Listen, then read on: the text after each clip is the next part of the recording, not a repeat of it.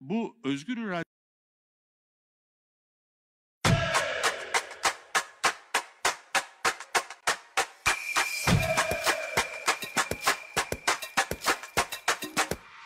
konuşma 1 saat 15 dakika. Ve bu 1 saat 15 dakikayı hepimizin verimli geçirmesi ve bundan zevk almamız için biraz gayret gösterdim bu çalışmayla, sunuyla alakalı olarak. Şimdi sizlere anlatacağım şey esasında nasıl oluyor da beynimiz zihin üretiyor. Ve beynimizin nasıl zihin ürettiğiyle alakalı olarak slide alayım mı?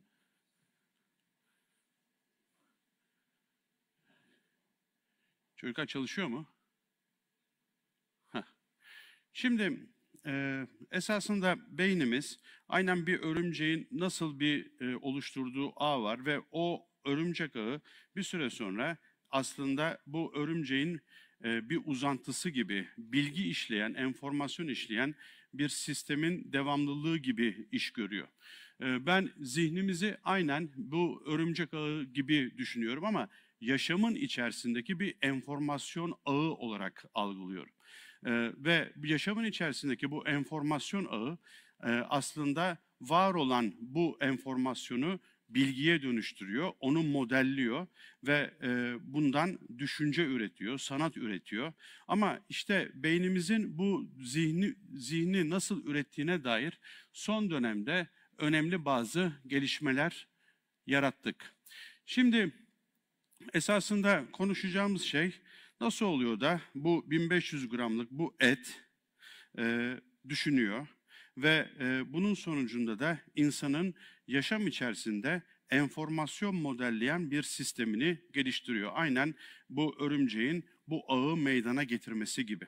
Ve beynimiz bu çabayı teknik anlamda, biyolojik anlamda nasıl gerçekleştiriyor?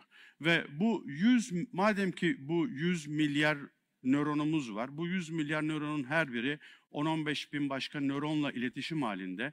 Biz 2012 yılından bu yana Avrupa'daki İnsan Beyin Projesi ve Amerika Birleşik Devletleri'ndeki İnsan Konnektör Projesi içerisinde acaba bu bağlantısallığı modelleyebilir miyiz? Bunun bir matematiği var mı? Ve bu matematikle bu bağlantısallığı modellesek ve 100 milyar nöronun yerine 100 milyar bilgisayar sistemi koysak, bu bilgisayarların her birini 10-15 bin başka bilgisayarla bağlantılandırsak acaba bu bir zihin üretebilir mi? Ve buna ait bir bilgisayar simülasyonu yapabilir miyiz konusunda çalışmaktayız.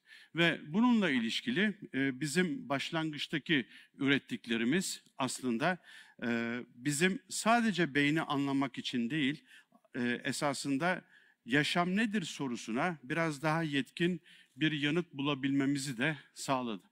Dolayısıyla burada et olan beyni görüyorsunuz. Ben yaklaşık her gün 3 ayrı insan beynine dokunma sorumluluğunu yaşıyorum. Bir beyin cerrahıyım.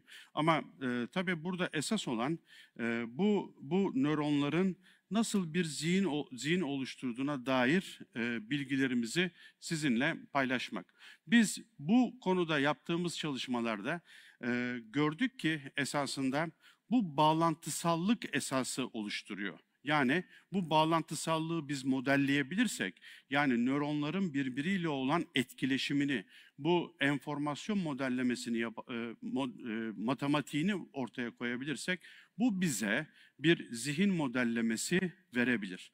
Ve yola çıkış amacımız 2012'de bu hipotezdi. Yani 100 milyar nöronun nasıl bağlantılandırıldığına dair bir matematik ortaya koyarsak, o zaman bu model bize beynimizin nasıl zihin yaratabileceğine dair bir veri sağlayabilir. Ve biz bugün geldiğimiz noktada yavaş yavaş anlamaya başladık ki elde ettiğimiz ya da bu kapıyı araladığımız zaman karşımıza çıkan bu yeni matematik bize sadece beynimizin nasıl zihin oluşturduğuna dair değil, aynı zamanda Burada solda gördüğünüz insan beyninin korteksi, sağda gördüğünüz ise evrendeki var olan o kozmik bağlantısallık. Yani teleskopla bakıldığı zaman elde edilen görüntü. Ve yavaş yavaş anlamaya başladık ki bu bağlantısallık modellemesi insan beyninde, nöronal sistemlerde elde ettiğimiz bu bağlantısallık modellemesi sadece beynimizin nasıl zihin oluşturduğuna dair değil, aynı zamanda yaşam nedir sorusuna bize daha yetkin bir yanıt da verebilme potansiyeline sahip. Ve bunun sadece insan beynini anlamak için değil, yaşam nedir sorusuna da daha yetkin bir yanıt verebilme yolu olabileceğine dair bir sezgimiz oluştu. Bu çok önemli bir aşama. Yani bugünkü bu toplantının, yani Future Health ile ilişkili geleceğe dönük olarak gerçekten yeni bir kültür paradigması oluşturması açısından ve hele yeni bir bilim metodolojisi oluşturması açısından önemli bir gelişme. Burada şunu sizinle paylaşmak istiyorum. Bakın, esas olarak bütün mesele perspektiftir. Yaşama ne şekilde baktığınızdır. Bu perspektif esasında hem sizi, hem yanınızdakini, hem de sizin yaşama nasıl baktığınızı belirler.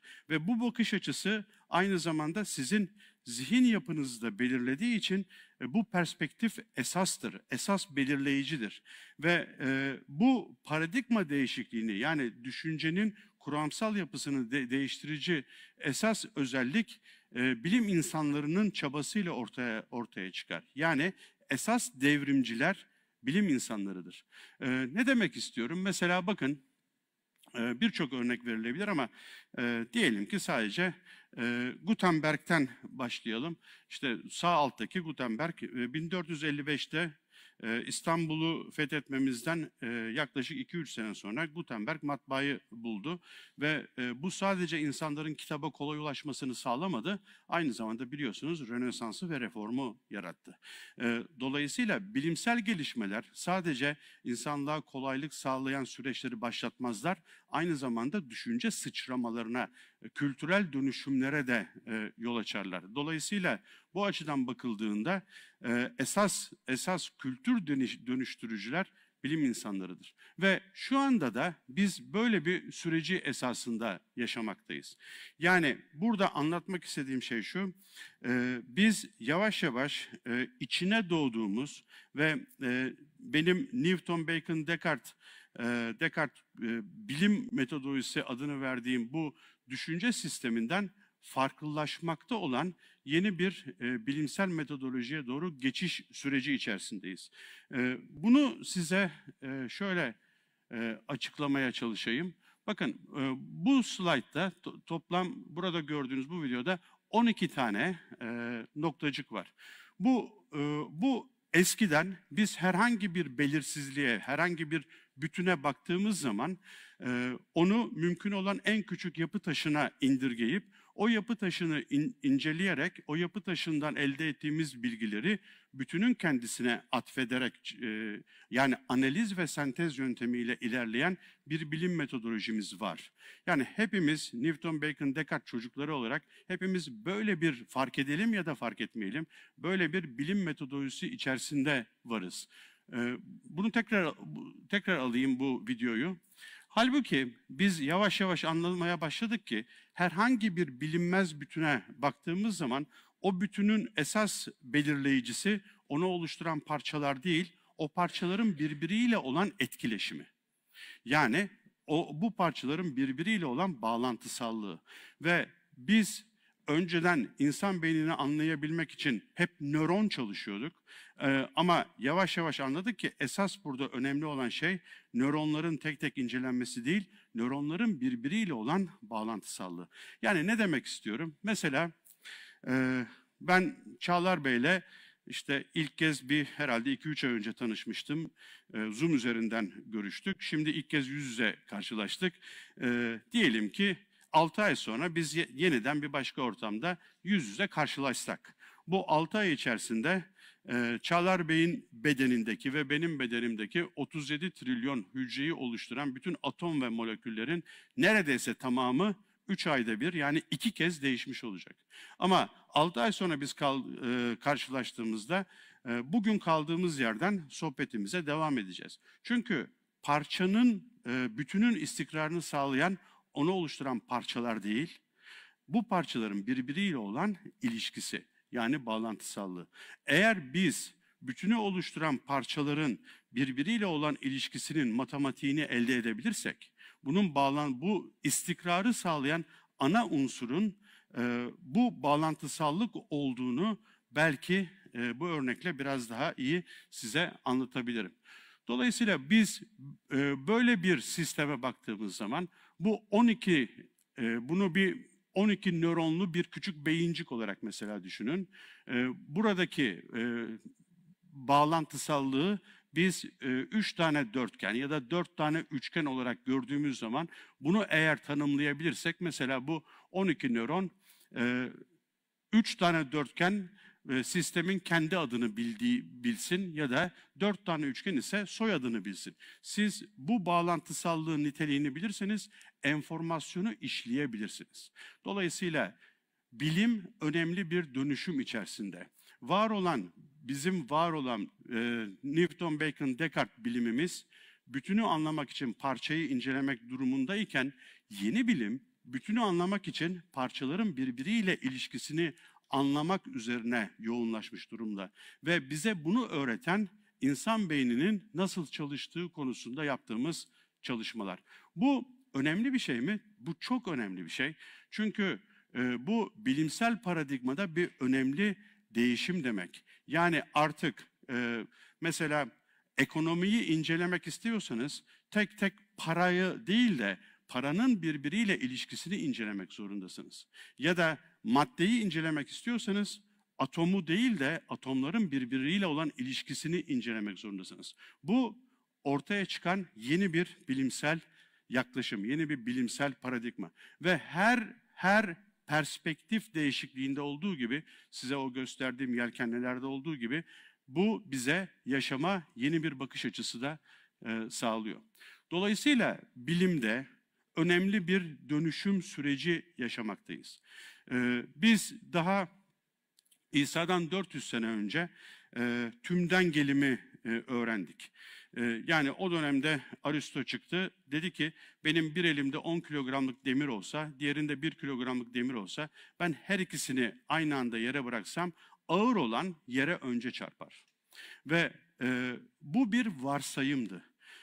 Tümden gelimin en önemli özelliği bir varsayımın olması ve bu varsayımın genel tarafından kabullenişidir. Ve bugün bildiğimiz anlamdaki bilimsel metodolojiden farklı bir süreç. İnsanoğlu bu yaklaşımı 2000 sene doğru olarak kabul etti. Aristo'nun bu varsayımı 2000 sene doğru olarak kabul edildi. Ta ki Galile ne zaman gerçekten 1610'larda Pisa Kulesi'ne çıktı ve bir eline 10 kilogramlık demiri, diğerine 1 kilogramlık demiri aldı ve yere bıraktı. Bunun deneyini yaptı ve gördü ki bu iki kütle yere aynı anda çarpıyor. Ve dedi ki Aristoteles yanılabilir. İşte o andan itibaren biz varsayımları artık hipotez olarak kabul etmeye başladık ve her hipotezin yeterince doğrulanabilmesi ya da yanlışlanabilmesi için yeterince kez sınanması gerektiğini anladık. Böylelikle tümden gelimin üzerine tümevarım eklemlendi. Şimdi işte tümden gelimin üzerine tümevarımın eklemlenmesinden sonra bu ikisinin üzerine bir bağlantısallık paradigmasının eklemlendiği dönemi yaşamaktayız. Tümden gelimin üzerine tümevarımın eklemlenmesi bile reformu ve Rönesans'ı yarattı, biliyorsunuz. Aydınlanmayı yarattı. İnsan düşüncesinde çok büyük bir dönüşüm gerçekleşti. İşte şimdi benzer önemde yeni bir dönüşüm bizi bekliyor olabilir. Bu iki metodolojinin üzerine bu ağsal yapılanmanın anlaşılmasıyla birlikte. Ve biz bu ağsal yapılanmayı esas olarak insan beyninin çalışma biçiminden öğreniyoruz. Ve insan beyninin ne şekilde çalıştığını, nöronların birbiriyle nasıl bir enformasyon işleyen patern, ya da desen ya da asal yapı, bunların hepsini eş anlamlı olarak kullanacağım bu konuşmada. Bunu anladıkça esasında yaşam dediğimiz bu yapının iç içe geçmiş bilgi işleyen kodlama sistemlerinin ortak varoluş kümesi olduğunu anlamaya başlıyoruz. Ve böylelikle her bilimsel dönüşümde olduğu gibi bu bilimsel dönüşümde beraberinde bir kültürel değişimi getirebilir. Bu insan canlısının yapacağı bir seçime bağlı. Dolayısıyla bu sadece bir bilim paradigmasındaki değişim olarak kalmayabilir. Aynı zamanda bizim ortak düşünce sistemimiz olan kültürel bir değişime de sebep olabilir. Ve bu olası değişimden size en sonunda bir miktar bahsedeceğim. Bu konuşmayla ilişkili bütün literatürü bu makalede bulabilirsiniz ya da Twitter'da bununla alakalı bu konuşmadaki her slaytla ilişkili referansları bulabilirsiniz. O yüzden sadece bunu gösterip referanslar üzerinde tek tek yoğunlaşmayacağım. Ama her bir referansı bu yayında ya da Twitter'da ilgili yerde bulabilirsiniz. Dolayısıyla bu konuşmada size 5 ana kavramdan bahsedeceğim. Bunlardan bir tanesi bağlantısallık ve karşılıklı bağımlılık. Yani her şey içinde bulunduğu ağ ile anlamlı. Bu her şeyin içinde bulunduğu ağ ile anlamlı olması çok güçlü bir önerme. Bu esasında bu bilimsel anlayışın nasıl bir kültür geliştirebileceğine dair temel dönüşüm. Ve bu bağlantısallık anlayışında özgür irade yok. Özgür irade yerine karşılıklı bağımlılık var. Dolayısıyla bu özgür iradenin yerine gelen bu karşılıklı bağımlılık esasında insan zihninin bu enformasyon dediğimiz yaşam ağı içerisindeki özgürlüğü kadar insana tanınan bir özgürlük. Yani içinde bulunduğumuz bu enformasyon sistemi, yaşam dediğimiz bu enformasyon sistemi içerisinde sizin zihniniz ne kadar uzağa gidebiliyorsa, yani bu örümcek ağı en başta gösterdiğim bu sistem, bu yaşam içerisinde ne kadar uzaklara ulaşabiliyorsa o kadar bir zihinsel özgürlüğe sahipsiniz. İkinci önemli nokta enformasyon ve büyük veri. Yani o meşhur Big Data olmasaydı bunlardan bahsediyor olmazdık. Ama enformasyonun derlenmiş biçiminin adı bilgi. O yüzden enformasyon matematiğinden size bahsedeceğim ve nöronların bu konuda bize nasıl bir model oluşturduğunu, nasıl bir örnek olduğundan esas olarak bahsedeceğim. Üçüncüsü bunun bütünselliği. Ve bu bütünselliği anlayabilmek için gerekli olan modelleme. Modelleme demek matematik demektir. Hiçbir model gerçek değildir. Ama bazı modeller gerçeğe daha yakındır ve bu nedenle kullanılabilir. Mesela Newton'un modellemesi. Newton'un modellemesi ister ışığı inceleyin, ister büyük gezegen yapılarını inceleyin ya da isterseniz ağaçtan yere düşen bir elmayı modelleyin, fark etmez. Newton'un sistemi bilardo toplarının sistemidir. Ama o kadar güzel bir modellemedir ki bu, biz bu modellemeyi kullanarak insanoğlu Ay'a gidip geldi, trafik yönetimini şu an yapabildi ve ışığın modellemesini mesela öğrendi. Dolayısıyla hiçbir modelleme gerçeğin kendisi değildir ama kullanılabilirlik açısından diğerine bir üstünlük sağlayabilir. İşte şimdi biz yeni bir yaşamı anlayabilmek için yeni bir modelleme yapabilme aşamasındayız ve bu konuda da bize en önemli veriyi sağlayan insan beyni. Dördüncüsü, benim anlatmakta en çok zorlandığım, enformasyon işleyen sistemlerin er ya da geç zeka üretmesi. Yani otopoiezis. Her enformasyon işleyen sistem er ya da geç kendisini yeniden oluşturuyor. Biyolojide bunun adı mutasyon. Ama bu sadece biyolojik bilgi işleme sistemlerine değil, bütün varoluş kodlamalarına ait olan, yaşamın içerisindeki enformasyon işleyen bütün varoluş modellerine ait olan bir özellik. Dolayısıyla her bilgi işleyen sistem er ya da geç zeka üretiyor. Yani yaşama yeni bir bakış açısı getiriyor. Bu aynen yer çekimi kanunu gibi enformasyon işleyen bütün sistemlere ait bir içsel özellik.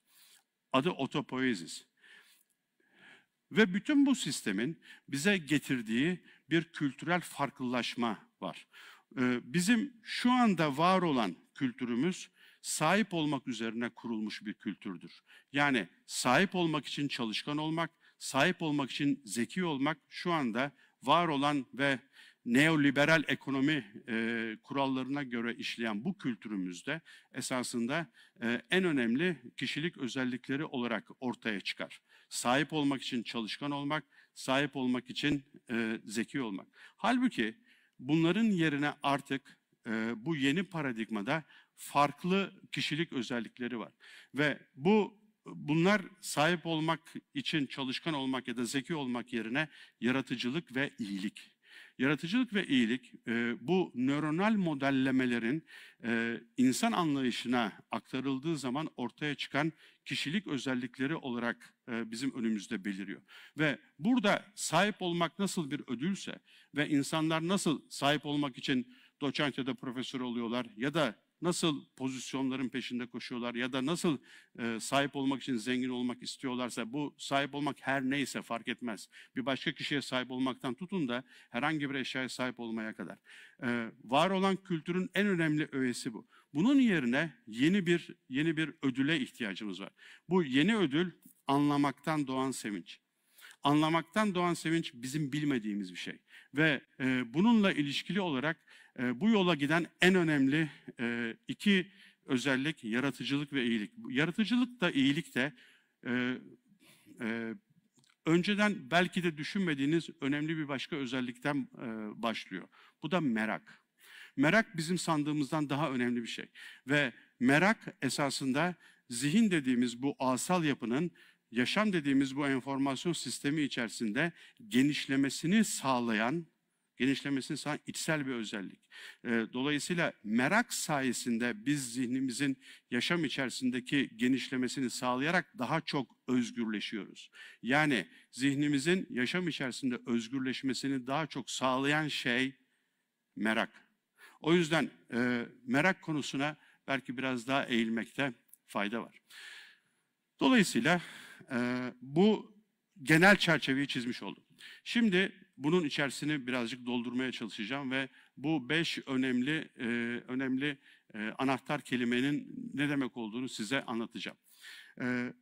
Bu size söylediğim gibi 12 tane modeli tekrar kullanın. Bu 12 nokta yerine 12 nöronmuş gibi düşünün ve bu 12 nöronu nasıl anlamaya çalışıyorsak aynı modeli bu kez 100 milyar nöronu anlamak için kullanalım. Yani bu soldaki yapı bir insan beyni, yani bir bilinmez yapı. Bu bilinmez bütünlüğü anlayabilmek için bir metoda ihtiyacımız var. Bu metot bugüne kadar analiz ve sentezdi. İşte şimdi onun yerine bir başka metot koyuyoruz. Bu bağlantısallığı nasıl anlayabiliriz?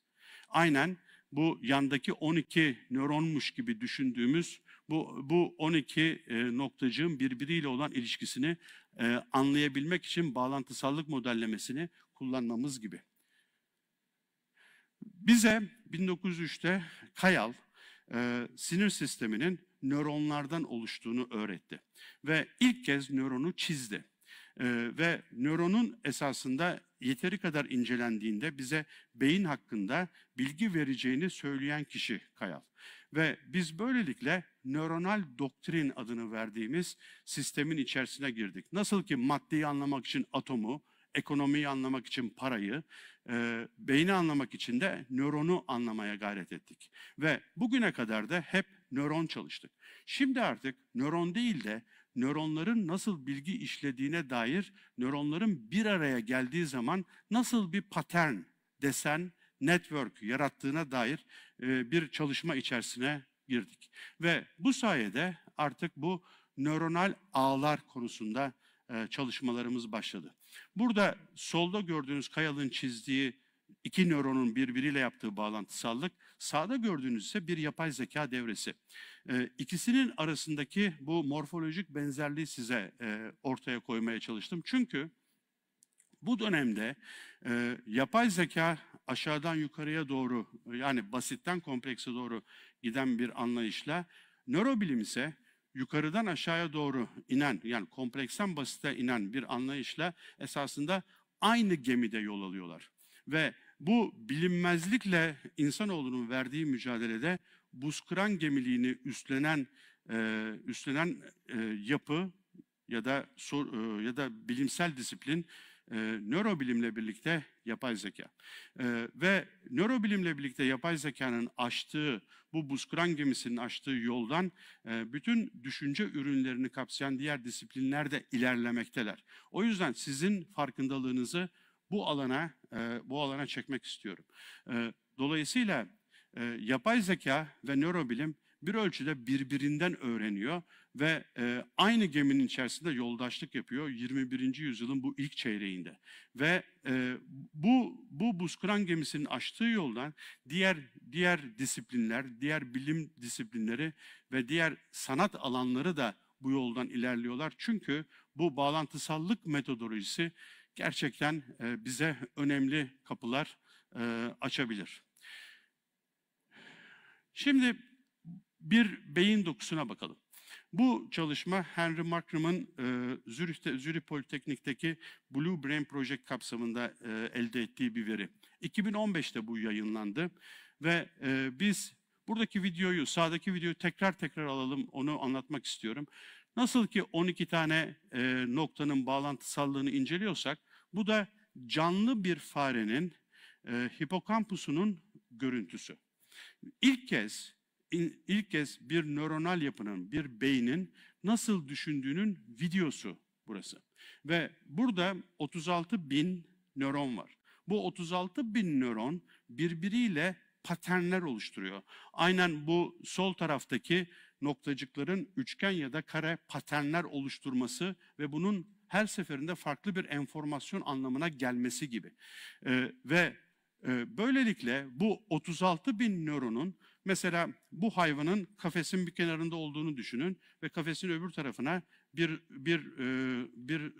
bardak suyun konulduğunu düşünün. Hayvan o suya ulaşmak için bir karar veriyor ya da susayıp susamadığını anlamak için bir karar veriyor. İşte bu kararın görüntüsü bu sağdaki. Ve böylelikle biz ilk defa düşüncenin beyinde nasıl bir enformasyon ağı içerisinde oluştuğuna dair bir veri elde ettik. Bu kez 12 tane nokta yok da 36.000 nöron var ve bu 36.000 nöronun karar verme görüntüsü bu soldaki görüntü. Ve bunun bunun bir matematiği var. İşte bu matematik, burada gördüğünüz bu grafiği bize sağlayan matematik. Bu grafiği anlamanıza gerek yok. Ama bu matematiği size sezdirebilmem lazım. İşte bu matematik bağlantısallığın matematiği. Ve bu bizim kartezyen matematiğimize ya da kalkülüsümüze olmayan, yeni ortaya çıkan yeni bir modül. Esasında bunun temeli Bayezyen matematik. Bayez 1850'lerde yaşamış önemli bir İngiliz diplomat ve matematikçisi. Onun olasılıklar matematiği üzerine ilerleyen bir matematik bu. Ama artık bu Bayezyen matematiğin zaman içerisinde nasıl enformasyon matematiği haline geldiğini artık görüyoruz. Ve işte bu enformasyon matematiği bize çok büyük yeni bir bilim paradigması yaratıyor. Ve bu bilim paradigmasının ortaya çıktığı alan işte nöronal ağlar. Ve biz insan beyni nasıl zihin oluşturur diye araştırırken esasında yeni bir bilim paradigmasıyla karşılaştık. Ve bu yeni bilim paradigması esasında biz başlangıçta en yetkin bilgi işleyen sistemin insan beyni olduğunu düşünürken aslında gördük ki en yetkin bilgi işleme sistemi yaşamın kendisi. Ve en yetkin bilgi işleme sistemini biz bu yöntemle anlayabilir duruma gelme ümidini beslemeye başladık. Tabii ki başlangıçta bizim hedefimiz neydi? 100 milyar nöronun birbiriyle nasıl etkileştiğini ortaya koymak. Biz ne kadar nöronun birbiriyle etkileştiğini ortaya koyduk? Sadece 36 bin. Geriye ne kadar var? 100 milyar eksi 36 bin. Yani öylesine ulaşılmaz bir hipotezi baştan ortaya koyduğumuzu anladık ki bu en azından var olan bilgisayar sistemleri ile öngörülebilir gelecekte gerçekleştirilebilir bir hedef değil. Dolayısıyla biz öngörülebilir bir gelecekte 100 milyar nörondan oluşan bu bağlantısallık ağının matematik modellemesini yapabilecek bir altyapımız henüz yok. Fakat buradan önemli olan bu matematiği sezmek. Bu matematiği biz elde ederek artık bu kapıya ayağımızı koymuş olduk. Ve bu kapıdan çok farklı bir ufuk gözüküyor şu anda.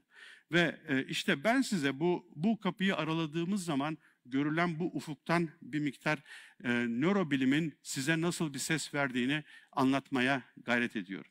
Dolayısıyla yeni bir matematikle karşılaştık. Bu yeni matematik sadece beynin nasıl zihin oluşturduğunu anlamakta değil, yaşam dediğimiz bu iç içe geçmiş varoluş kodlamalarının birlikte nasıl gerçeklik bulduğunu bize anlatan bir süreç. Bakın, mesela şu anda diyelim ki YouTube'da işte sözü edildiği gibi 8-10 bin kişi bizi dinliyor olsa ve biz zihin ortaklığımız oluşsa ve bundan 40 yıl önce biz 20 Ekim 2021'de bu saatlerde 10 bin kişinin YouTube üzerinde bir araya gelme ihtimalini araştırıyor olsak bunun ihtimali 1 bölü sonsuzdur. Ama 1 bölü sonsuz anlıyoruz ki 0 demek değil.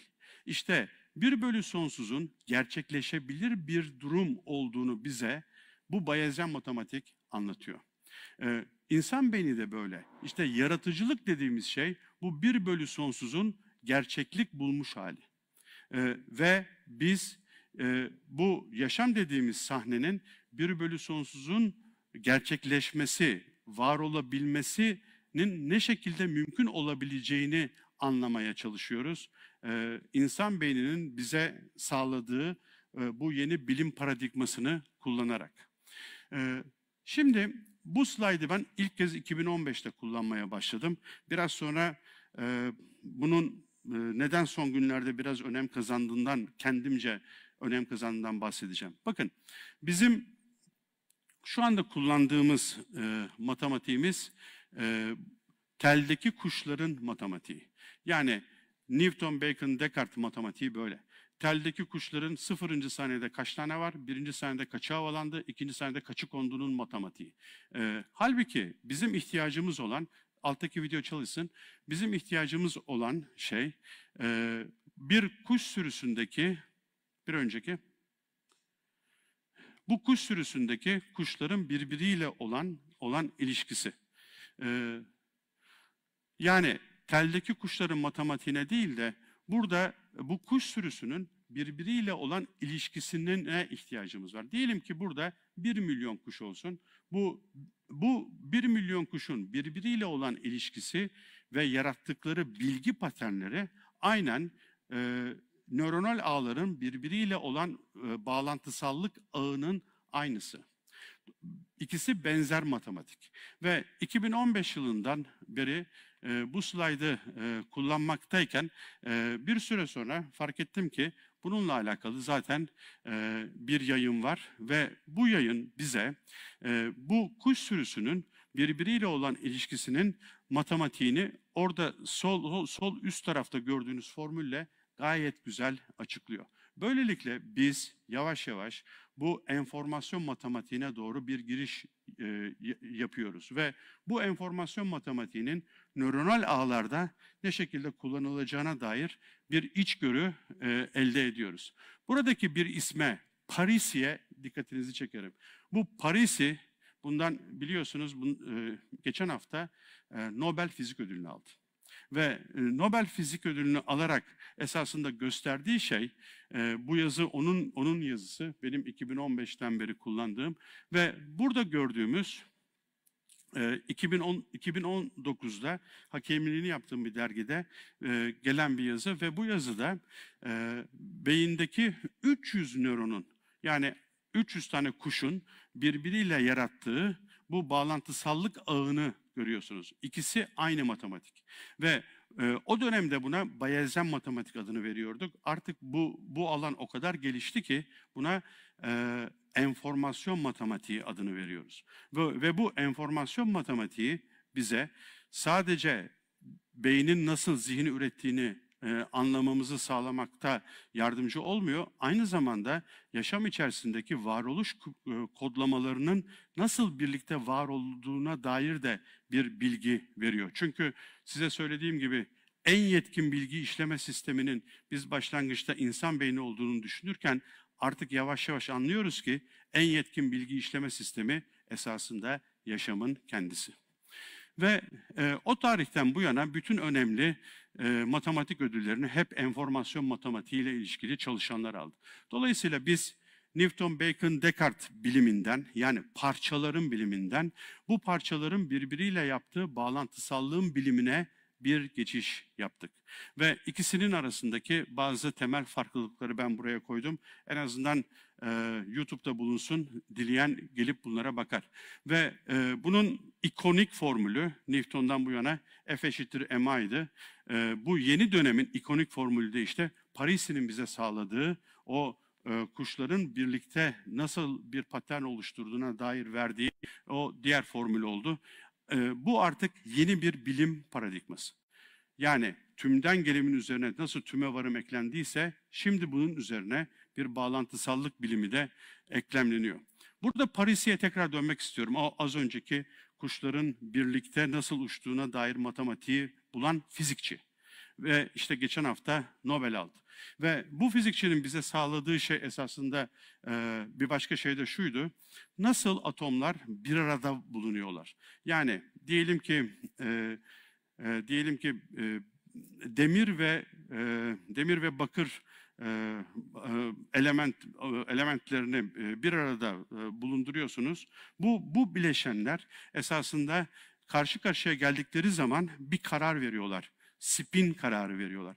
Üçüncüyü getirdiğiniz zaman üçüncü hangisine doğru hareket edeceğine dair yeni bir matematik geliştiriyor. Yani sistemin parçacıkları içinde bulundukları ağa göre karar veriyorlar.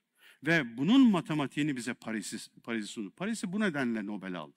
Çünkü bu matematik sadece fizikte değil, nöronal ağlarda ya da kuş sürüsünde ya da bir metro ağında her türlü bağlantısallık içeren sistemde kullanılabilen bir matematik. Ve ilerleyelim. Ve biz bu matematiği yavaş yavaş sadece nöronlarda değil, aynı zamanda evrendeki bağlantısallığı anlayabilmek için de kullanılır hale geldik. Dolayısıyla bizim önümüzde yeni bir yaşam modeli ve buna ait bir matematik var ve bunu da nöronal ağlardan öğrenmiş durumdayız. Şimdi insan konnektom projesine geçiyorum. İnsan konnektom projesi şu demek. Biz bir süreden beri, 2010'lardan bu yana, belki de daha uzun süreden beri, beyindeki nöronların birlikteliklerinin MR görüntüsünü inceleyebiliyoruz. Yani bu ne demek? Mesela burada gördüğünüz Amazon Nehri'nin uydudan görüntüsü ve onun dalları. Amazon Nehri'nin dalları nasıl iklimlerin değişimine göre, ormanların varlığına ya da yokluğuna göre, insanların verdiği zarara göre her zaman bir değişim halindeyse, insan beynindeki bu bilgi ırmakları, bilgi beynimizde elektrokimyasal ırmaklar şeklinde akıyor. Ve bu elektrokimyasal ırmakların yarattığı desenler, bilgi dediğimiz, enformasyon dediğimiz bu süreci oluşturuyor. O yüzden buradaki görüntüde elde ettiğimiz bu değişim gibi bir değişim süreci var. İnsan konnektomunda da. Konnektom beyindeki bağlantısallığın görüntülenebilir bütünlüğü demek. Ve biz bunu insan beyninde görüntüleyebiliyoruz. Mesela bu bölgenin Orada kırmızıların içerisinde bir yarık var. Oradan tümörü çıkarmışız. Hastanın tümörü çıktıktan sonra o anda MR çekebiliyoruz. Ve çektiğimiz MR'da oradaki liflerin yavaş yavaş bir araya geldiğini görüyoruz. Aynı bölgenin kadavradaki görüntüsü burası. Yani işlevin nasıl anatomi oluşturduğunu burada görüyorsunuz. İşte sağ tarafta gördüğünüz o her bir lif aşağı yukarı 100-150 milyon nöronun oluşturduğu bir ırmak. Biz şu anda belki gelecekte her nöronun bilgi ırmağını belki ölçebileceğiz ama şu anda aşağı yukarı 150 milyon nöronun birlikte oluşturduğu işlevsel bütünlüğü şu anda MR'da görüntüleyebiliyoruz. Ve bu bizim beyin anatomisi anlayışımızı değiştiriyor. O nedenle benden önceki arkadaşımın size anlattığı Neuralink projesi esasında bir çeşit konnektom cerrahisi. Ve bu konnektom cerrahisini biz yıllardır esasında kullanmaya çalışıyoruz. Normal bireylerde değil, hasta olan bireylerde. Ve bunların esasında en önemli özelliklerinden ya da örneklerinden biri Parkinson hastaları. Parkinson hastalığında sistem esasında belirli bir noktasında konnektomda bir farklılaşma var. Orası yeterince dopamin salgılayamıyor. Biz aynen tarif edildiği gibi bir elektrodu oraya yerleştiriyoruz. Konnektomun o noktasını değiştiriyoruz yani.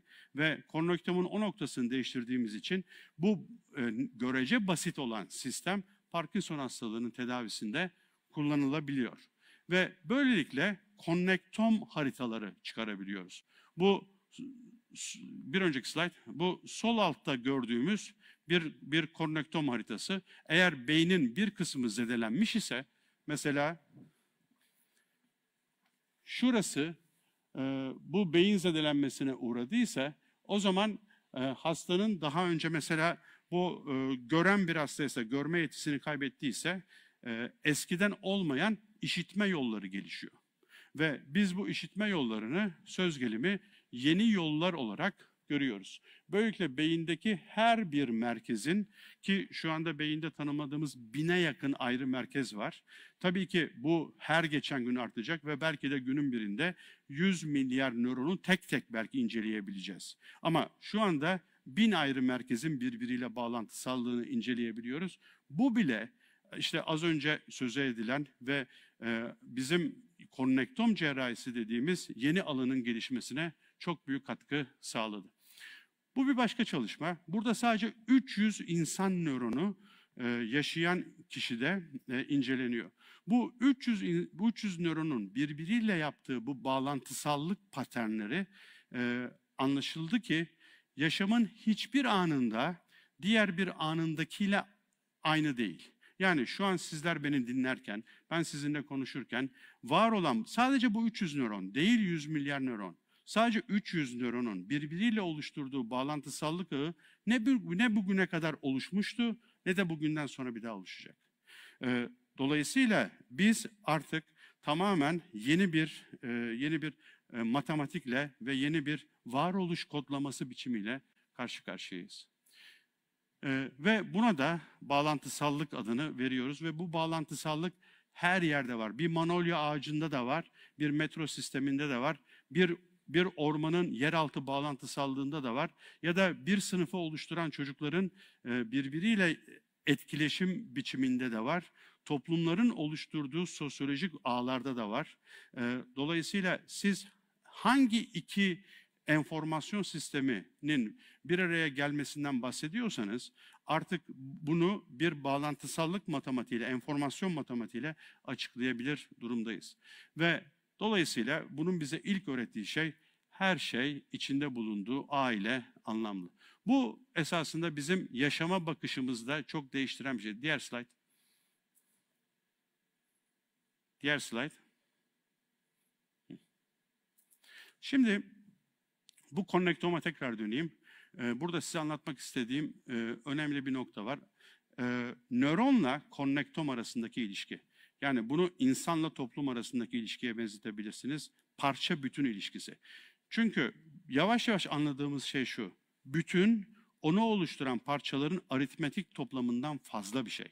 Ve işte bu bütün parça ilişkisini anlamada bizim kullandığımız model nöronla konnektomun ilişkisi. Nöronla konnektom ilişkisi esasında bir uçakla havayolu şirketi arasındaki ilişki gibi. Herhangi bir uçağın magazinine baktığınız zaman işte burada arkadaki gibi ne zaman hangi uçağın nerede bulunduğunu gösteren bir magazinle hepimiz karşılaşmışızdır. Mesela Türk Hava Yolları'nda 340 uçağımız var.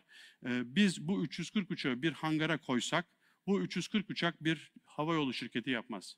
Ama bilirsek ki ne zaman hangisi nerede, o zaman biz bir şirketten, yani organizasyonel bir zihin ağı içerisinde var olan kodlama biçimi bu 340 uçağı bir havayolu şirketi haline dönüştürebilir. Dolayısıyla biz bilirsek ki ne zaman hangisi nerede, o zaman bir şirketten, havayolu şirketinden bahsedebiliriz. Burada da bir başka havayolu şirketinin haritasını görüyorsunuz. Mesela sağ alt köşede turkuaz gibi olanlar işte Avustralya'daki yeri temsil etsin ya da sol üst köşedeki de işte Seattle'daki yeri temsil etsin. Böylelikle burada yalnız 340 uçak değil 383 uçak var. Burada gördüğünüz bir deney solucanının sinir sistemi. Bu deney solucanının sinir sisteminde 383 nöron var. Ve biz 1986'dan bu yana bu 383 nöronun hangisinin işlevinin ne olduğunu aşağı yukarı biliyoruz. Böylelikle mesela bu sol alttaki yeşil gibi olanları devre dışı bıraktığımız zaman biliyoruz ki bu hayvan bütün yaşamını bir daire çizerek geçiriyor. Çünkü uzay içerisindeki geometrik algısını kaybediyor. Ya da ilaçlarla bunları kalıcı ya da geçici olarak bu nöronları değiştirebiliyoruz. Dolayısıyla bu karar veren bir mekanizma. Ve bu hayvan bu 383 nöronla bir karar veriyor. Konnektomun anlamı şu, biz ilk kez et olan beyinle bilinç arasında bir arayüz saptamış durumdayız. Matematik ölçülebilir bir arayüz. Dolayısıyla bu sistemin nasıl yaşam içerisinde karar verdiğini buradan artık inceleyebiliyoruz. Bu sistem bir seçim yapıyor.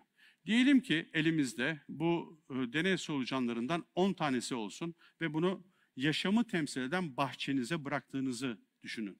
Bu yaşamın içerisine bahçenize bıraktığınız bu 10 deney solucanı bir karar veriyor. Diyelim ki bahçenin bir köşesinde yere düşen üzüm taneleri varsa 10 taneden büyük çoğunluğu diyelim 9'u fruktoza doğru gidiyor.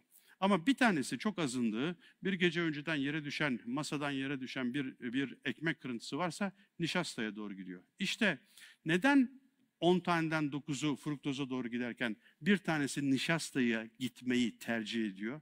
İşte bu yaratıcılık. Ve bu yaratıcılık artık bir matematiği var.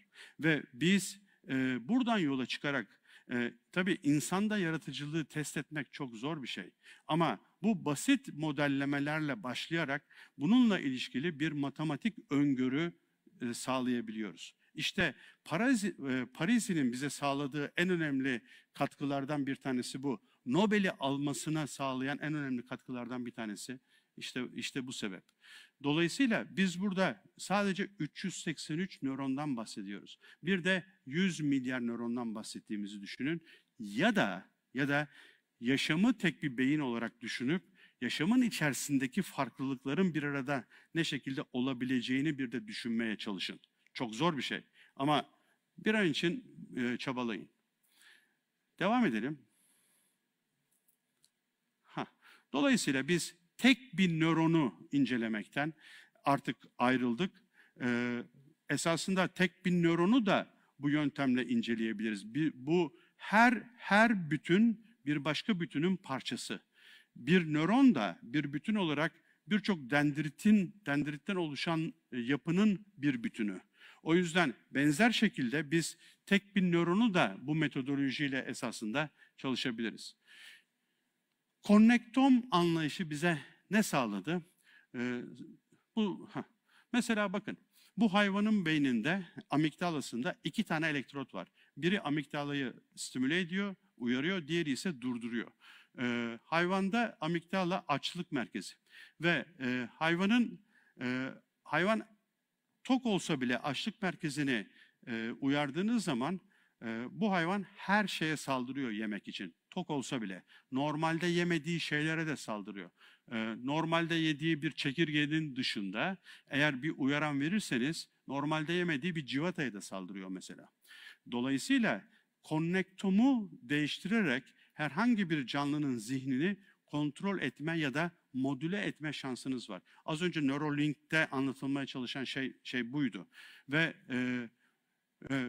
bu sadece elektrotla ya da neşterle olan bir şey değil. Bu az önce görmüş olmalısınız. Eğitimle de sağlanan bir şey. Yani esasında eğitim dediğimiz şey en önemli konnektom değiştirici. O yüzden hep öğretmenlerin en etkin beyin cerrahları olduğunu hep söylüyorum. Dolayısıyla esas konnektom değiştirici etken eğitimin kendisi. Böylelikle nörozihin cerrahisi ortaya çıkıyor. Nörozihin cerrahisine değinmeyeceğim, onu hızlı geçeceğim ama Parkinson'dan size bahsettim. Biz beyinde bilsek ki mesela yaratıcılığı arttırabilmek için neler yapabiliriz? O zaman, bir önceki slide, o zaman mesela az önce burada soldaki Picasso'nun erken dönem eserlerinden biri, sağdaki ise Picasso'nun Guernico'su. İkisinin arasında 40 yıl var. Yani hipotetik olarak, teorik olarak biz bilsek ki Picasso'nun beyninde neler, konnektomda neler değişmiş, bunun için 40 sene beklemeye gerek olmayabilir. Bunun bir fantezi olduğunu şu an biliyorum ama en azından konnektom cerrahisi bu uca kadar götürülebilir. Dolayısıyla biz artık beyindeki normali değiştirme, beyindeki paternleri değiştirerek insan zihninin değiştirilmesi aşamasına doğru yaklaşıyoruz. Ve bunun etik yanı başka, o ayrı bir tartışma konusu. Ama yapabilirliğimiz var. Ve bunun en önemli yollarından biri optogenetik. Şu anda ülkemizde 2 optogenetik laboratuvarı var. Biri bizde. Optogenetik özellikle nöro ile ilgilenenlerin dikkatini çekeceğim alanlardan bir tanesi deyip geçiyorum. Tabii nörobilimde bunlar olurken, Paris'i size örnek verdim, fizik alanında bunlar olurken esasında birçok alanda da biz bu bağlantısallığı görüyoruz. Mesela bu çalışma 2014'te Nature'da yayınlandı Ekim ayında. Burada evrendeki bütün kuvvetler bir bilgisayar simülasyonu halinde toplandı. Burada gördüğünüz evrenin bütünündeki tüm kuvvetler. Burada kalalım. Ve burada gördüğünüz o kırmızı noktacık bizim sevgili Samanyolumuz. Sevgili Samanyolumuzun içinde, o kırmızı noktanın içerisinde beyindeki nöron sayısının 2 katı kadar güneş var. Yani 200 milyar. Sadece orada. Ve burada önemli olan nokta şu, bütün bu sistem bir yekpare bütünlük içerisinde hareket ediyor. Ve bu sistemin içerisinde herhangi bir yeri değiştirdiğiniz zaman sistemin bir başka yerde değişmek zorunda. Aynen insan beyninde olduğu gibi. Yani esas burada önemli olan şey bu bağlantısallık. Ve buna bu astrofizik teoremine Laniakea adı verildi. Bu çalışma New York Üniversitesi ile Haiti Üniversitesi arasında ortak yapıldı. Haiti dilinde Laniakea ölçülemeyen cennet anlamına geliyor. Dolayısıyla bu sadece nörobilimi değil, esasında diğer bütün alanlarda o en başta size söylediğim nörobilimin ve yapay zekanın ikisinin birlikte bir buzkıran gemisi rolünden bahsetmiştim ya. İşte bu buzkıran gemisinin açtığı yoldan diğer bilim alanları da gelmekteler. Bunlardan bir tanesi genetik. Biliyorsunuz ya da bilmiyorsanız ben söyleyeyim. 1990'larda ilk kez insan genom projesi başladığı zaman madem ki insan eşrefi mahlukattır herhalde insanda 2 milyon gen vardır diye düşünüyordu hocalarımız. Zaman ilerledi, teknoloji hızlandı ve biz 2000'lere gelirken artık 2 milyon gen değil de 200 bin gen herhalde vardır diye düşünmeye başladık. 2003'te İnsan Genom Projesi açıklandı ve anladık ki 22 bin gen var. Muzdaki gen sayısı 36 bin. Dolayısıyla yavaş yavaş bir içgörü edinmeye başladık ki herhangi bir türü diğerlerinden ayıran ya da onlardan daha komplike hale getiren şey gen sayısı değil, genlerin birbiriyle olan bağlantısallığı. Aynen nöronlarda olduğu gibi. Ve buradan ortaya epigenetik dediğimiz bir alan çıktı. Epigenetik demek ne demek?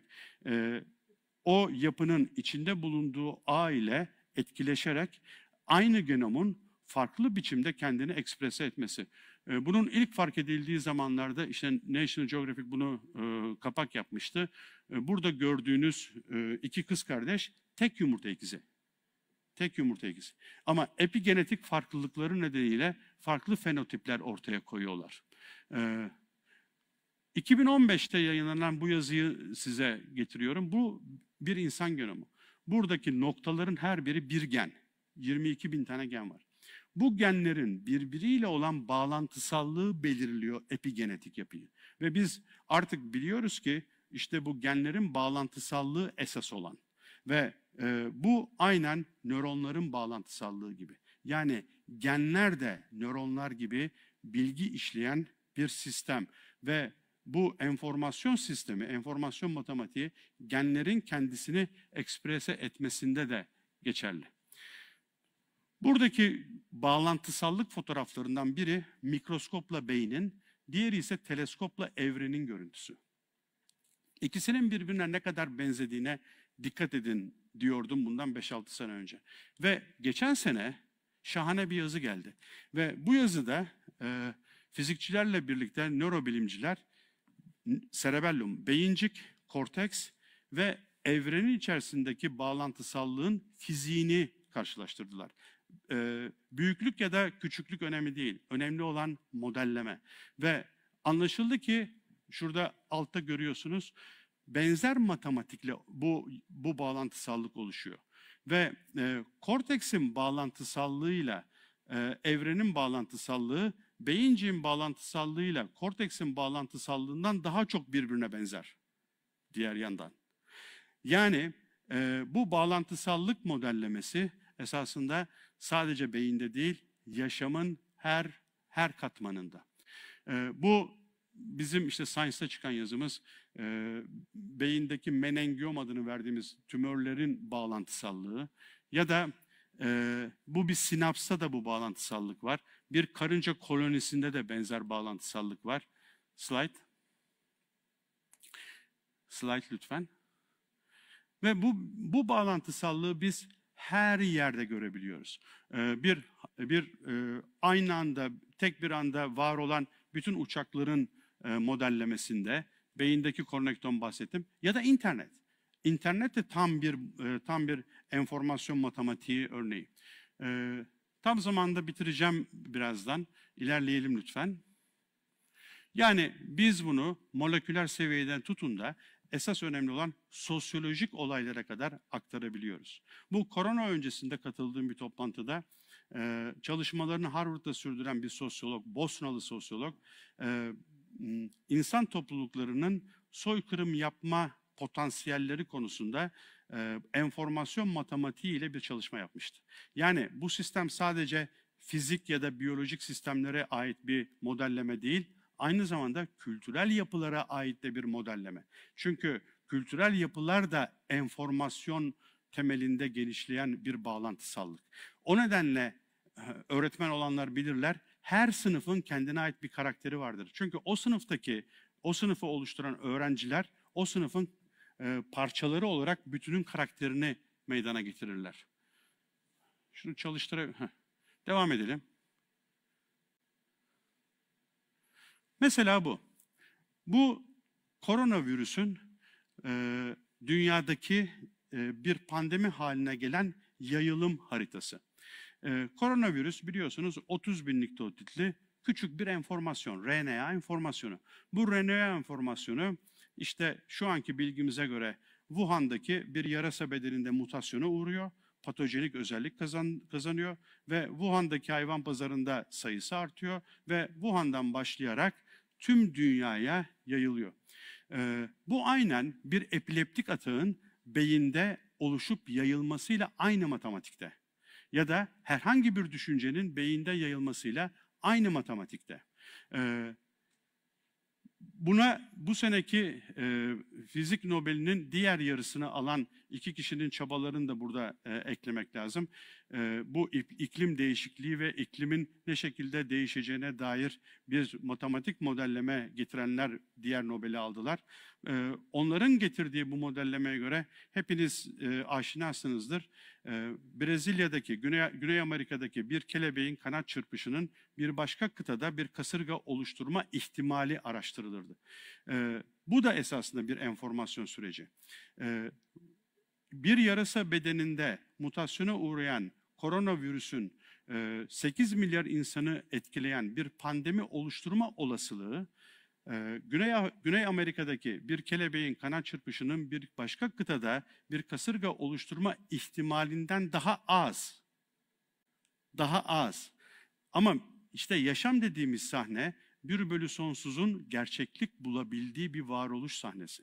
Ve nitekim biz de bu pandemiyi hala yaşamaktayız. Ve 8 milyar insan hemen hemen benzer zamanlarda bir ölüm korkusu ayinini geçtiğimiz zamanlarda yaşadı. Aşıyla şimdi hafiflemiş olsa da. Dolayısıyla bu bağlantısallık matematiği, bu nöronlardan öğrendiğimiz bu veriler bize mesela bu tür koronavirüsün, RNA virüsünün enformasyonunun insanda ne şekilde ya da insanlığı ne şekilde etkilediği konusunda da bize önemli yarar sağlıyor. Dolayısıyla biz buradan bu veriyi yaşama aktarır hale geliyoruz. Herhalde 2-3 kez söyledim ama tekrarlayayım. Yaşam dediğimiz bu enformasyon ağı, en geniş enformasyon kümesi iç içe geçmiş varoluş kodlamalarının birlikteliğinden oluşuyor. Ve bu varoluş kodlamaları her biri diğerine dönüşebiliyor. Bakın bu da Nature'da çıkan bir yazı. Bu sol taraftaki orijinal GIF. O GIF datası proteine, protein RNA'ya, RNA DNA'ya ekleniyor, dönüştürülüyor. Ve bu DNA parçası, yani bu GIF'in enformasyonunu taşıyan bu DNA parçası bir E. coli bakterisinin genomuna yerleştiriliyor. Aynen koronavirüsün bir insan genomunu etkilemesi gibi. Ve bu bakteri 25 nesil sonsuz üretiliyor. 25 nesil sonra üreyen bakterilerden biri alınıyor.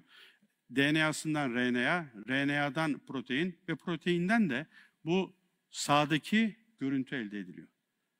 Yani yaşam içerisindeki bu kodlama sistemlerin tamamı diğerine dönüştürülebilir.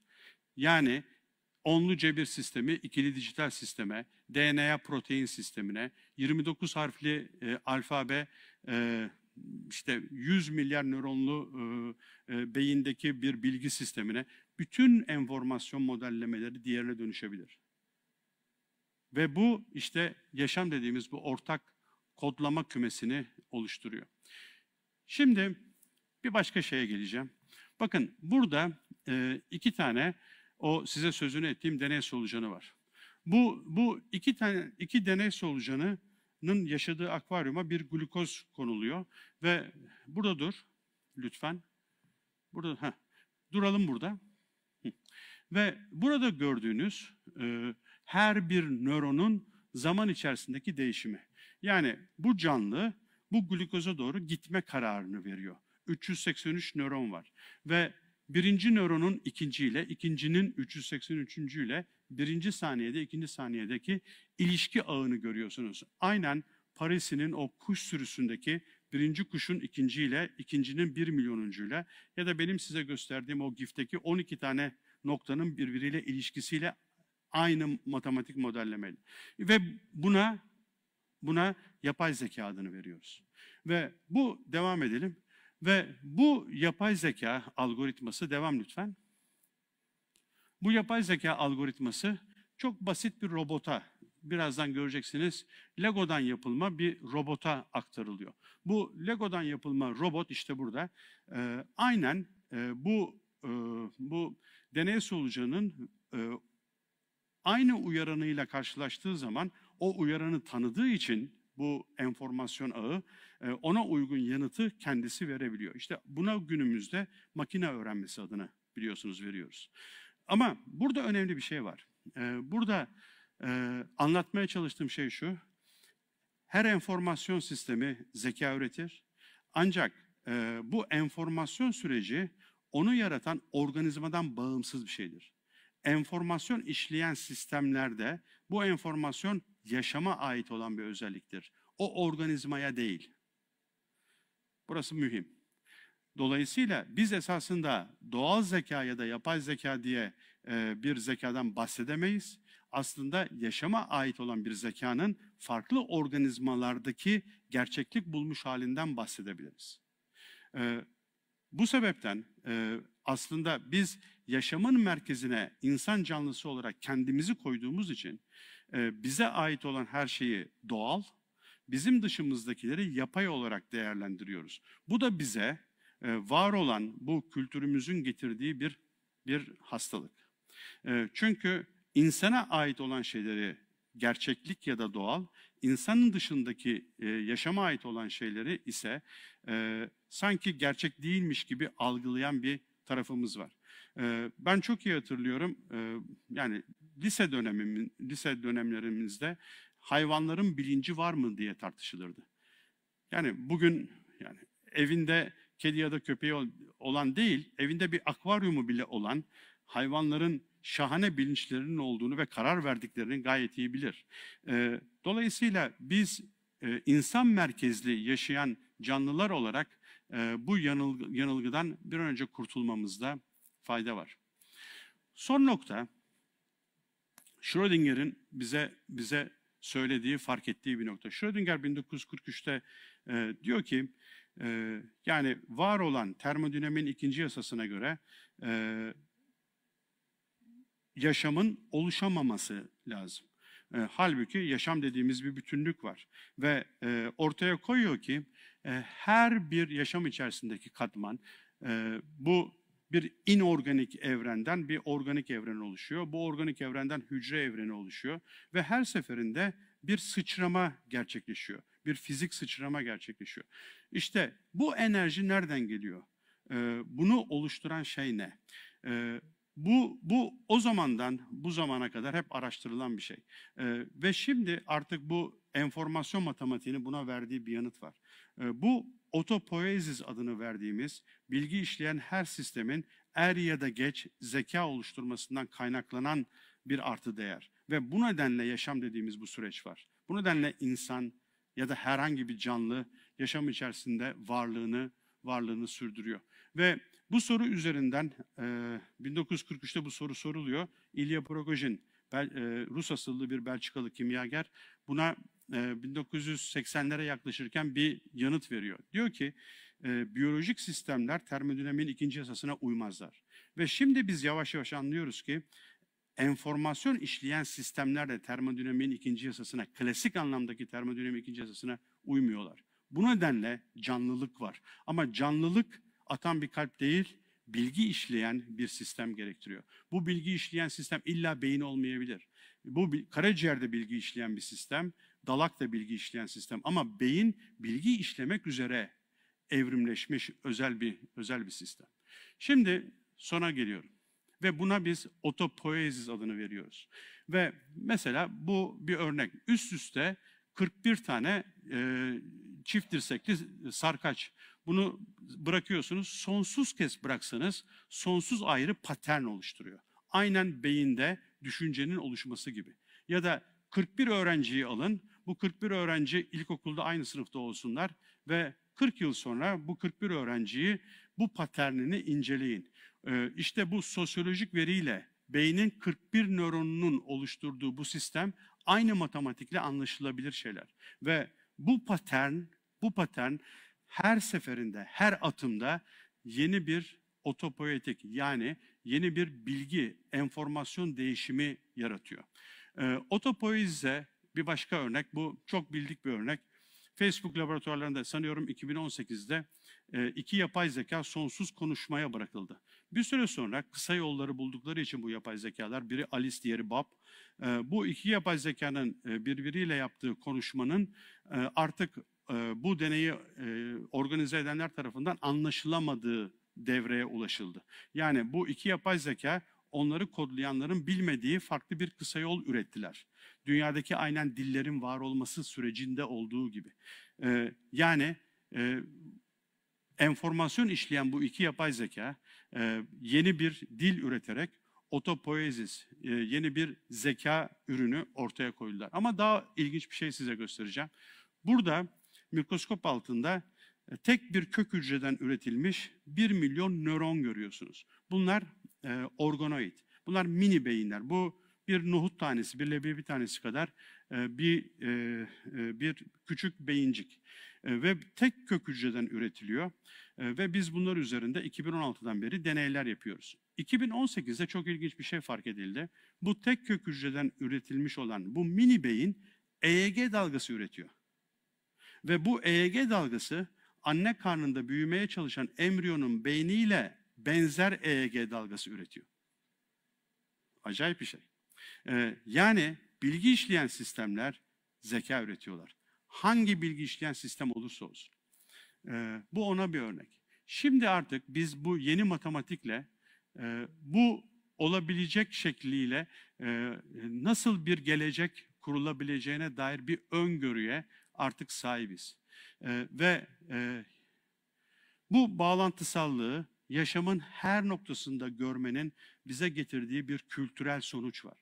O da şu, biz bu Newton, Bacon, Descartes kültürünün çocukları olarak bu bilim paradigmasının üretilmesinden yaklaşık 400 sene sonra öyle bir kültür oluşturduk ki bu kültüre neoliberal ekonomik düzen adını veriyoruz. Bu kültür yaşamın merkezine insanın kendisini koyduğu bir kültür. Yani hepimiz ormanın içerisindeki bir yaprak olarak ormanın bu yaprak için var olduğu sanrısı içerisinde yaşıyoruz. Ve kendimizi bu ormanın içindeki bir ağacın yaprağı olarak yanımızdaki yapraktan çok farklı bir şeymişiz gibi algılıyoruz. Ve bu nedenle ölüm diye bir derdimiz var. Çünkü zihnimizi ormana yayamadığımız için ve zihnimiz bu yaprakla sınırlı kaldığından yaprağın sona ermesiyle birlikte her şeyin sona ereceği görüşümüz var. Bu nedenle ölümle olan bir mücadelemiz var. Halbuki bu bağlantısallık bize yeni bir bakış açısı da kazandırıyor. Bunun bize kazandırdığı bakış açısı şu: orman yaprak için değil, yaprak orman için. Ya da yaşam insan için değil, insan yaşam için.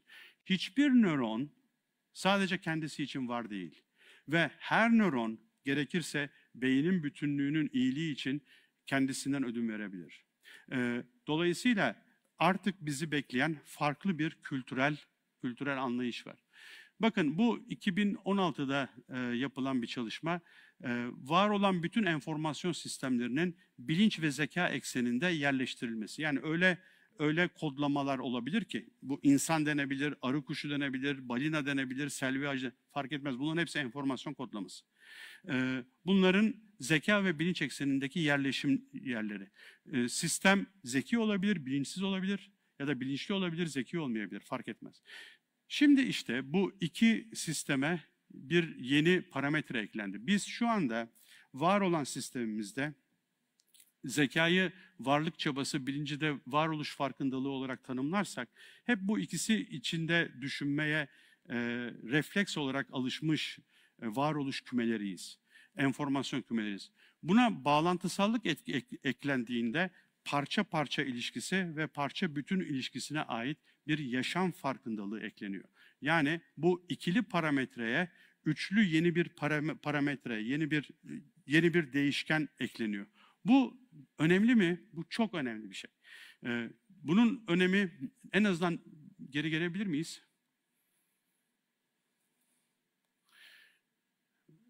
Slide'ı çalıştıralım.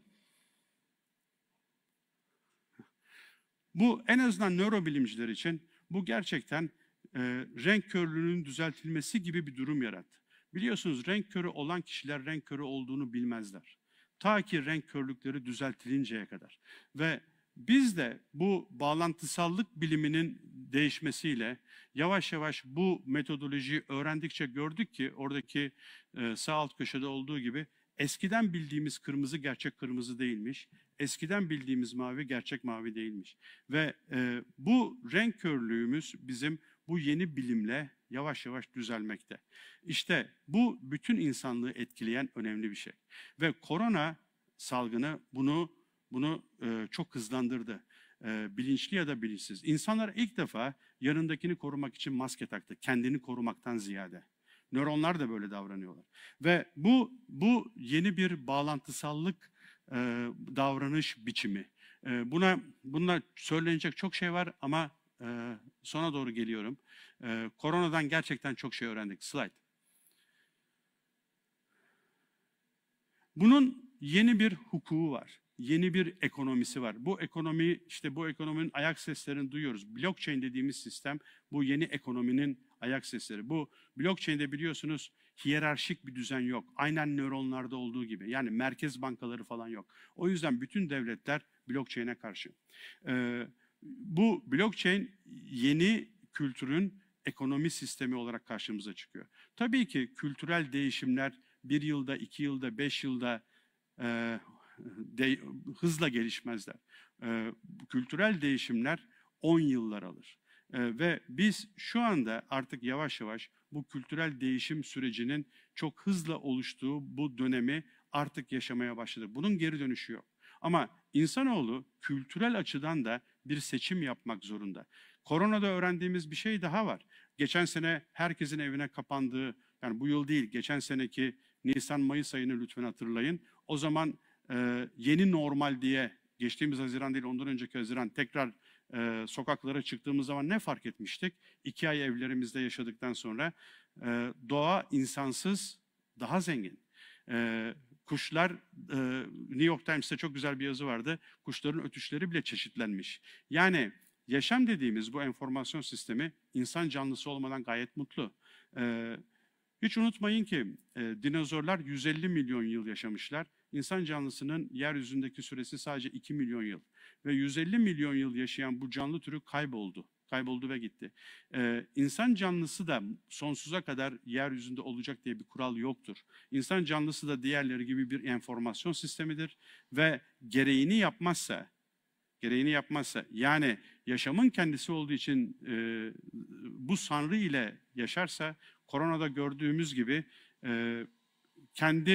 kendi türünün varlığını sürdürememe riski vardır. Ama diğer yandan insan öğrenen bir canlı ve öğrenirse ki her şey içinde bulunduğu aile anlamlı ve kendini geliştirmek istiyorsan işe başlaman gereken yer yanındakini geliştirmek. Kendini geliştirmenin en kolay yolu yanındakini geliştirmek. Ve bu matematiğin bize öğrettiği şey işte bu. Dolayısıyla bunun yeni bir hukuku var. Bu hukuk bize bu yeni bağlantısallık kültürünün hukukunu beraberinde getiriyor. Bu hukuk, bizim şu an var olan hukukumuz, insanın hakkını yaşama karşı koruyan hukuk. Halbuki bize gerekli olan hukuk, yaşamın hakkını insana karşı koruyan bir hukuk. O yüzden şimdi bu çevreciliği falan sıkça duymaya başladınız. Slide. Slide lütfen. Dolayısıyla bu bütün 5 özellikten size bahsetmiş oldum. Slide lütfen. Merakı size vurguladım. Merak, beyindeki bilgi ağının genişlemesi demek. Bu aynen nasıl yaşamın içerisinde zihni geliştiriyorsa, bu da merakın MR'daki görüntüsü. Bu yeni bir şey. Bundan size bahsetmek isterim. Yani biz herhangi bir konudaki merakı artık MR'da çok, yani yeterince güvenilir değil henüz ama görüntüleyebiliyoruz. Dolayısıyla mesela siz tıp fakültesine yeni öğrenci alacaksanız bilim insanı olmaya daha yatkın olanların merak MR'larını çekip ona göre karar verebilme şansımız var. Bu eğitimi de çok değiştiren bir şey. Bizim şu andaki eğitimimiz buradaki tavuğun eğitilmesi gibi bir eğitim. Yani pembe yuvarlığı gagaladığınız zaman size arpa veriliyor. Ve biz hep bu sahip olma güdüsüyle çalışan bu tavuk gibi bir eğitimden geçiyoruz. Ve bir süre sonra pembenin dışında farklı renklerin olabileceği farkındalığını kaybediyoruz. Halbuki bu yeni eğitim, bu bağlantısallık kültürünün oluşturduğu yeni eğitim bize bütün renklere, insan zihnini bu renk körlüğünden, daha önceki slayda hatırlayın, bu renk körlüğünden kurtararak bütün yaşamın içerisindeki farklı enformasyon kodlamalarına bir açılım sağlayacaktır. Bu esasında bu tabii ki bağlantısallık felsefede ilk kez Spinoza tarafından dile getirilmiş. Spinoza buna karşılaşmalar adını veriyor. Ve Spinoza'nın etikasıyla Newton'un Principia Mathematicası arasında 10 yıl var. İkisi çağdaş. Ama Newton bir model getiriyor. Fakat her ne kadar kitap geometrik düzene göre yazılmış olsa da Spinoza bir matematik modelleme getiremiyor. İşte 350 yıl sonra ilk defa Spinoza'nın bağlantısallığı bir matematik temelle kavuşuyor. Ve ilk defa Spinoza'nın etikası Newton'un Principia Mathematicası karşısında ayakların üzerine yavaş yavaş yükselmeye başladı. O yüzden muhtemelen belki farkındasınız Spinoza'nın adını giderek daha çok duymaktasınız. Dolayısıyla tabii bu dönüşüm kolay bir şey değil. Her dönüşüm zor. Ve şu anda içinde bulunduğumuz bu gerçeklik sonrası dönemin en önemli özelliği size sunulanın gerçeklikle ilişkisinin kopmuş olması. Doğru olarak kabul edilenin gerçeklikle ilişkisinin kopmuş olması. Ve bu sistem içerisinde siz anlamaktan doğan sevinciden bahsettiğiniz zaman tabii ki bir rezistansla karşılaşacaksınız. Bu çok normal bir şey. Ama bu kaçınılmaz bir dönüşüm. Tüm dünya bu dönüşümü yaşıyor. Biz Anadolu coğrafyasında bu dönüşümü önümüzdeki 10 yıllarda çok derinden yaşayacağız. Bu nedenle buna şimdiden zihinsel olarak hazırlıklı olmamızda fayda var. Ve bu nedenle herkesi bu bağlantısallığın içerisine çekerek, herkesin bu işte bir payı olacağını bilerek, hiçbir nöronun nasıl diğer nöronları yok saymıyorsa, bu bütünlüğü kurarak bir yeni zihin yapısı oluşturma aşamasına yavaş yavaş geliyoruz.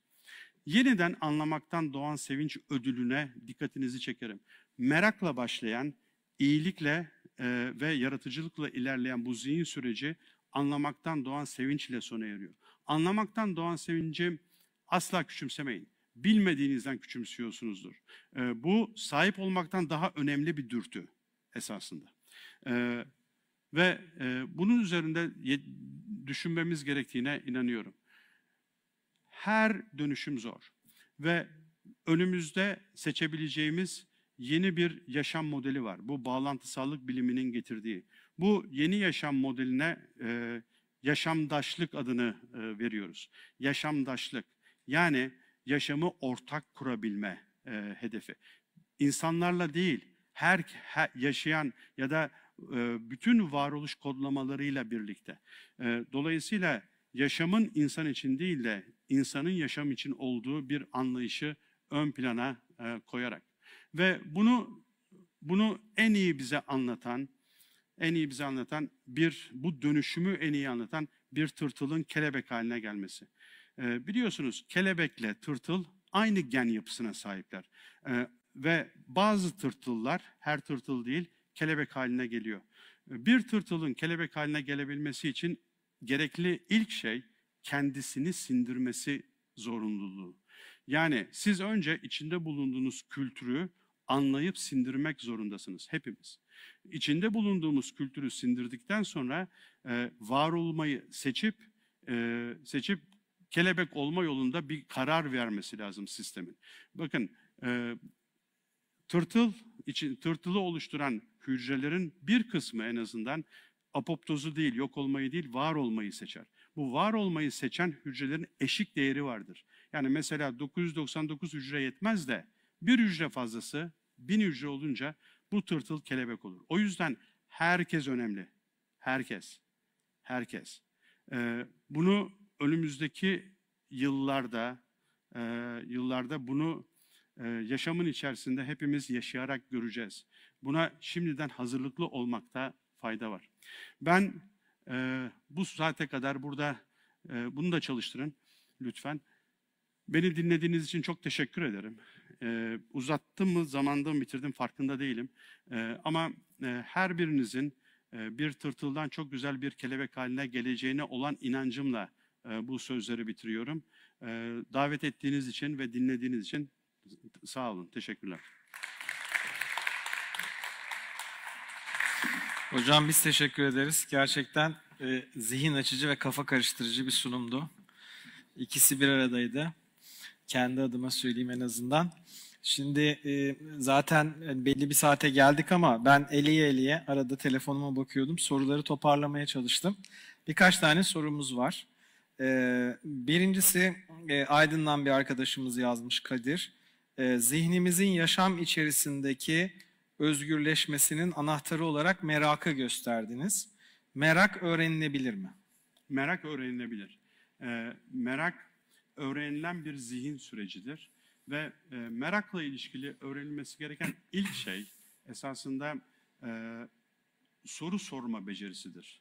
Yani eğitimde bizim şu anki eğitimimiz cevap verme, doğru cevabı verme üzerine kurgulanmış bir eğitim sürecidir. Halbuki esas olan doğru cevabı verebilmek değildir. Esas olan doğru zamanda doğru soruyu sorabilmektir. Yani bunun işte en iyi örneklerinden biri Schrödinger. Schrödinger 1933'te Nobel alıyor. Şu anda birçok kimse Schrödinger neden Nobel aldığını bilmez. Ama 1943'te hayat nedir? What is life sorusunu soruyor. Ve öyle bir zamanda soruyor ki bu soruyu. Buna cevap veremiyor esasında kendisi. Ama ondan 10 yıl sonra Francis Crick ve James Watson çıkıyor. Bir DNA sarmalını modelini ortaya koyuyorlar ve biz o zamandan bu zamana yavaş yavaş en azından bir biyolojik model oluşturmuş durumdayız.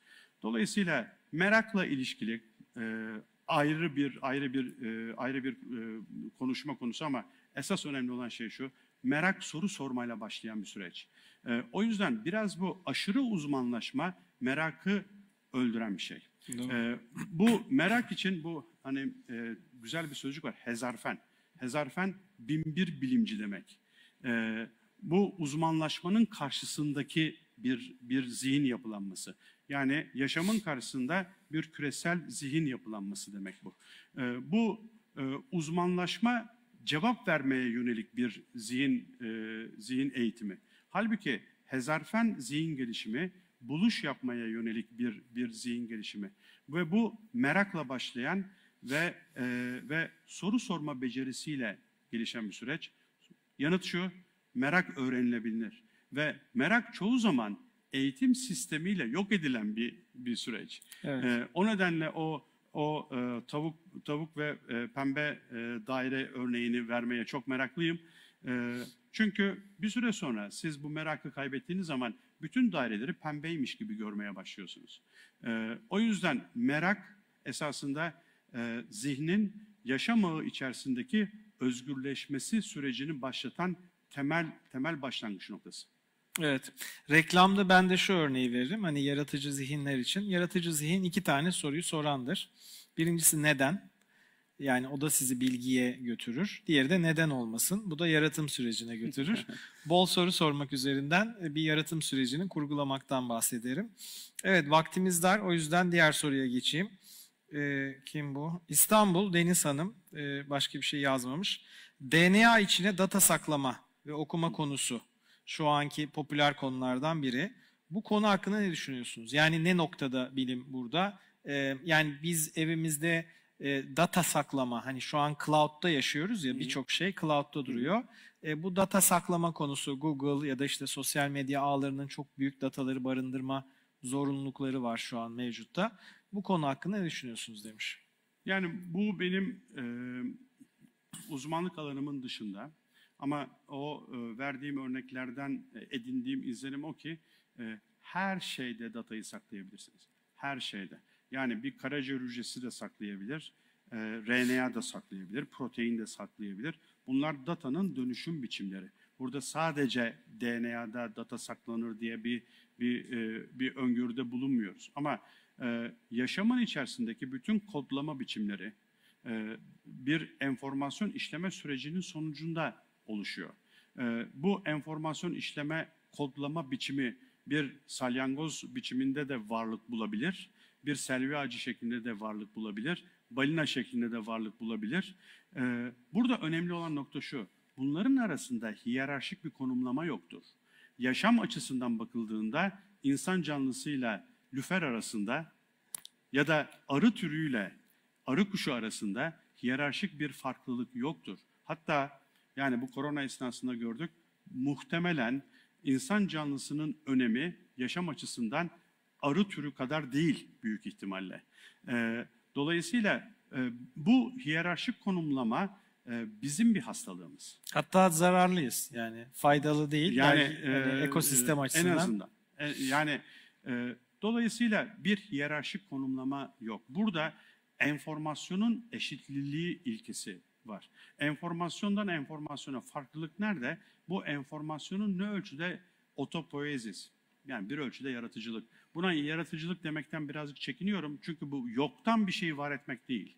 Bu var olan şeyi farklı bir formda yeniden oluşturabilmek Bağıntı demek. kurma becerisi. Aynen. Aynen. Ve böylelikle kodlama biçimleri birinden diğerine farklılaşarak dönüşüyorlar. Dolayısıyla burada DNA'da bilgi saklanması meselesinin başka yollara da gidebildiğini biliyorum. Yani buradan esasında soru o kanaldan geliyor olabilir. Hı hı. Yani bizim geçmişteki yaşantılarımızın DNA'da saklanması gibi bir soru da olabilir ki benim onunla bir işim yok. Ben buna soru buradan geliyorsa buna verecek bir yanıtım yok. Ben data storage olarak anladım. Yani Science Magazine'de de yayınlanan birkaç sene önce. Data storage açısından RNA, protein, su molekülü, bunların hepsinde data saklanabilir. Ve tabii ki DNA da zaten data saklanması için özelleşmiş bir moleküler yapı.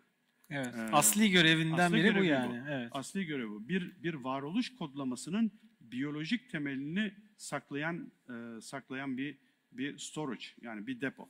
Evet. Yani konuşmanız aslında tıp bilimi üzerine ama içerisinde ister istemez felsefe de barındırıyor. Hayat bilimi de barındırıyor. Ben öyle algılıyorum en azından. Sorular da öyle gelmiş yani ister istemez. Hani kafa açıcı ve kafa karıştırıcı bir aradaydı dememin sebebi de oydu. Belçika'dan Duygu Hanım doktor. Her bilgi işleyen sistem zeka üretiyorsa yapay zekanın geleceğini nasıl öngörüyorsunuz? Her bilgi işleyen sistemin içerisinde yapay zeka da var. Dolayısıyla evet. Her bilgi işleyen sistem er ya da geç zeka ürettiği için nasıl ki biyolojik bilgi işleyen sistemler mutasyon yaratıyor, yapay zeka da yaşamın içerisinde var olan bir varoluş kümesi olarak elbette o da gelişecek. Ve zaten bunu aslında yaşıyoruz. Burada gereksiz bir korkumuz var. Yani sanayi devrimi esnasında nasıl ki işte tekstil işçileri makinalara karşı geldiyse, şimdi benzer refleksi biz de yapay zekaya gösteriyoruz ve işte birçok kişinin işinden olacağı korkumuz falan var. Bu hayatın normal döngüsü. Dolayısıyla yapay zeka bizim yaşamımızın bir parçası olacak ama bunun yapay zeka olarak isimlendirilmesinde bir problemimiz var. Dediğim gibi biz insan dışındaki bütün zeka biçimlerine yapay adını veriyoruz ki esasında bütün bu varoluş kodlamaları, yani enformasyon işleyen sistemlerin tamamı yaşam dediğimiz bu ana kümenin parçaları. Yapay zekada esasında doğal yaşamın bir parçası. Süper. Son soru da benden olsun hocam. Beyninizi kopyalatmayı, yani dijitalize etmeyi düşünüyor musunuz? Çünkü bedeninizin de bir süresi var. Yani kişisel bir soru bu yani. Bu maalesef mümkün olacağını zannetmiyorum. Çünkü neden? Şundan dolayı. Bir an için düşün, ben elimde bir sihirli değnek var ve ikinci bir çağlar yarattım burada. Aynen senin kopyan. Ve bu ikinci çağları aldım ve bu akşam Boğaz'a balık yemeye götürdüm. Ve sen güzel teklif hocam. Güzel teklif ama öbür çağlara. Ve sen de söz gelimi gittin, eşinle ya da kız arkadaşıyla kavga ettin. O ilk farklı karardan sonra artık bu ikisi aynı çağlar değildir. İlk farklı karardan sonra bu ikisi aynı çağlar değildir. Ve ikisinin yolu tamamen ayrıdır. Bu nedenle bir insanı zihinsel olarak klonlamak diye bir şey yoktur. Çünkü ilk farklı karardan sonra aynen o 41 Sarkaç'ın bırakılması gibi. Her bıraktığınızda nasıl başka bir patern oluşuyorsa, yaşam dediğimiz bu enformasyon ağı içerisinde siz başlangıç noktanız aynı olsa bile ilk verdiğiniz farklı karardan sonra artık farklı kişilersiniz. Anladım. O Ama yüzden aslında ben şunu merak ediyorum. Siz öldükten sonra yaşaması için dijitalize etmeyi, yani bu bir bizim Türker ölüm Kılıç korkumuzdan- devam bu etsin ölüm mi? korkumuzdan kaynaklanan bir şey. Bu bizim benliğimizi yaşamın içerisine, yani ormanın içerisine değil de yaprağın içerisine sığdırma çabamızdan kaynaklanan bir şey. Böyle bir korkunuz varsa klonlanmayı isteyebilirsiniz. Bu korku yersiz bir korkudur. Çünkü yaşam, orman bu yapraktan çok daha büyük. Yaşam açısından bakıldığında bu yaprağın sonbahar gelip sararıp kızarıp yere düşmesinin çok doğal bir şey. Orman açısından bakıldığında. Bu yaprağın problemi. O yüzden klonlanıp kullanılmamak yaprağa ait bir soru. Ve bizim şu anda Newton, Bacon, Descartes kültürümüzün bir sorusu. Evet. Halbuki bağlantısallığın böyle bir sorusu yok. Sistem devam ettiği sürece Tabii, biz de yani devam ediyoruz çünkü aslında. yaşamın bir parçası olarak varız. Evet. Evet. Nöronlardan bize bunu, yani biz bunu nöronlardan, ne zaman ki bir nöron yanındaki nörondan daha çok kendisini düşünmeye başlıyor, bunun adı kanser olmaya başlıyor işte. Evet. Bu farklı bir sistem. Teşekkürler hocam. Daha da kafamızı karıştırdığınız için. Sağ olun, Ben var çok olun. teşekkür ederim.